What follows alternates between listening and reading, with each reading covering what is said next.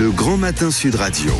La vie en vrai. La vie en vrai et le gouvernement qui met fin donc au leasing social pour 2024. Alors, de quoi s'agit-il? Ce fameux leasing social, c'est un dispositif qui permettait, pour acheter une voiture électrique, d'avoir une voiture à 100 € par mois avec des aides du gouvernement.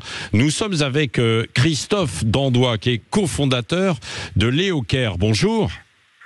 Bonjour Patrick. Leocare, c'est une assurance qui a été créée il y a quelques années, qui est spécialisée dans l'assurance auto, moto, habitation, puis même les smartphones en ligne pour les particuliers, on en a déjà parlé. Alors, dans l'étude là, que vous avez réalisée, vous revenez sur ce dispositif, grosso modo, en disant que tout n'avait pas été prévu, notamment en termes d'assurance, quoi. Oui, tout à fait. La promesse du candidat Macron était de permettre à des gens avec des revenus limités d'accéder aux véhicules électriques. Et donc, notre engagement éthique et social était de signaler qu'entre 50 et 150 € un véhicule, il y avait des impacts sur le revenu global. Et donc, l'étude vise à faire comprendre quelle était la réalité pour le pouvoir d'achat d'un foyer d'acquérir un véhicule.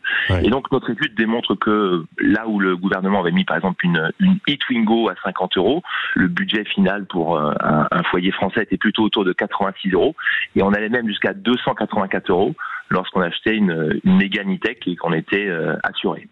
D'accord. Donc, c'est-à-dire qu'il n'avait pas inclus tout ce qui arrive à côté, quoi. C'est-à-dire l'assurance, notamment, à côté de ce contrat de leasing à 100 € par mois. Oui, tout à fait. Je pense qu'il est important de signaler aux gens, c'est un peu le victime de son succès, c'est pas d'aller chez Darty ou Boulanger acheter une télé. C'est un engagement sur 3 ans. Une assurance prend en compte le type de véhicule, mais aussi prend en compte le profil du conducteur, prend en compte la localisation. Et ce qu'on veut montrer, c'est que sur ces 3 prochaines années, on peut aussi avoir des accidents. Et donc là où on peut payer un montant, on peut se retrouver à payer 10%, 20, 30% de plus. Et donc là où on a un choix, je dirais, social du gouvernement, la volonté de cette étude de Leocare et surtout de faire prendre conscience aux gens qu'ils s'engagent sur 3 ans avec un montant supplémentaire et que ce montant va être évolutif et aussi au regard de leur comportement. Et donc c'est un peu ce qu'on cherche à signaler, c'est notre devoir d'assureur et de conseil auprès des citoyens. Bon, donc pour dire très clairement que, attention, ce n'est pas forcément possible d'avoir un véhicule tout compris à 100 € par mois pour un ménage modeste, quoi.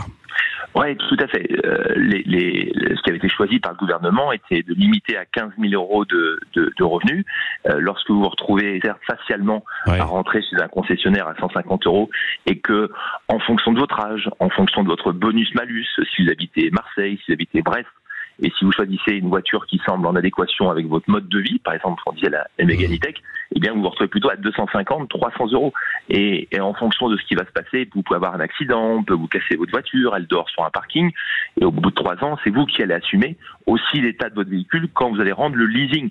Et donc, c'est à vous d'assumer l'état dans lequel il va être, et c'est notre devoir. Et merci en tout cas de nous donner cette parole pour donner la perception aux citoyens que c'est pas juste une télé, un smartphone, mais il y a un engagement plus important et potentiellement un impact sur son pouvoir d'achat. Bon, reste que c'est quand même assez intéressant d'avoir cette voiture à 100 € par mois, même si tout ce qui va aller à côté, et notamment l'assurance, sera un peu plus élevé, quoi, non ?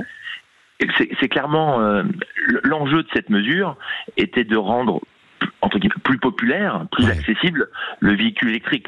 Une voiture électrique est plus chère qu'une voiture thermique avec la même marque, la même catégorie. Et donc, l'objectif était quelque part de dire que l'électrique n'est pas réservé à une certaine catégorie de la population française, la population, on va dire, aisée, et donc de rendre accessible à tous.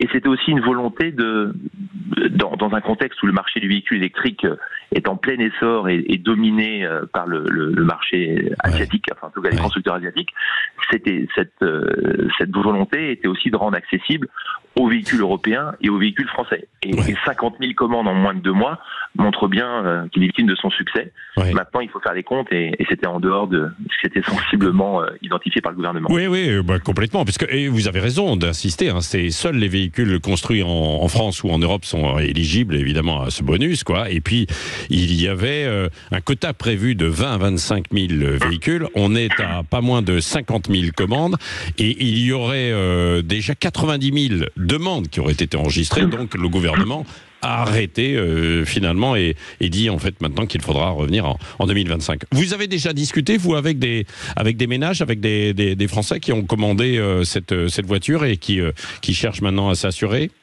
Oui, on a déjà discuté avec des concessionnaires. Oui. Et c'est intéressant de les entendre, ces vendeurs de véhicules, qui exprimaient d'abord de dire qu'ils ont vu des foyers. Oui. Des gens qui n'ont jamais vu pousser la porte de leur point de vente. Et ça, c'est intéressant. C'est l'objectif de ce leasing social, même si on l'appelle aujourd'hui mon leasing électrique. Son objectif était social. Et donc, quand vous discutez avec les vendeurs, ils vous disent, on a vu des profils des foyers qu'on ne voyait jamais pousser notre porte parce que des véhicules neufs n'étaient pas accessibles.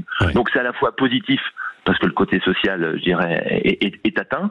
De l'autre, c'est l'enjeu de voilà. Et donc, quand on a échangé avec ces foyers qui venaient de faire ces commandes, ces 50 000 commandes, en effet, plutôt sur ceux qui avaient choisi, parce que c'est une famille, donc plutôt pour 4-5 personnes, un véhicule qui était plutôt autour de 150 €. Qui étaient des gens avec des bonus-malus peut-être qui dépassaient qui étaient dans des zones plus sinistrées, et elles se retrouvaient plutôt avec un montant autour de 230-240 € par mois. Et là, proportionnellement, quand vous avez un revenu fiscal de 15 000 €, 100 € de plus par mois, donc 1 200 € par an, c'est conséquent. Et donc là, des fois, il y a eu des mauvaises surprises. Et donc, même des demandes de rétractation. Merci beaucoup, Christophe Dandois, pour ces explications, cofondateur de l'assurance, donc ce site spécialisé Léocare, assurance auto, moto, habitation, et puis donc pour les particuliers, et de nous avoir alerté en quelque sorte sur ses conséquences également. Il est 6h44, dans un instant les grands titres de l'actualité. Ensuite, on va parler voiture de nouveau, avec attention, une mise au point. Est-ce qu'on peut transformer un diesel pour qu'il marche au GPL? Cette information a circulé il y a quelques semaines. C'est faux. Jean-Luc Moreau, notre spécialiste auto, sera avec nous tout à l'heure dans une dizaine de minutes. Il est 6h44.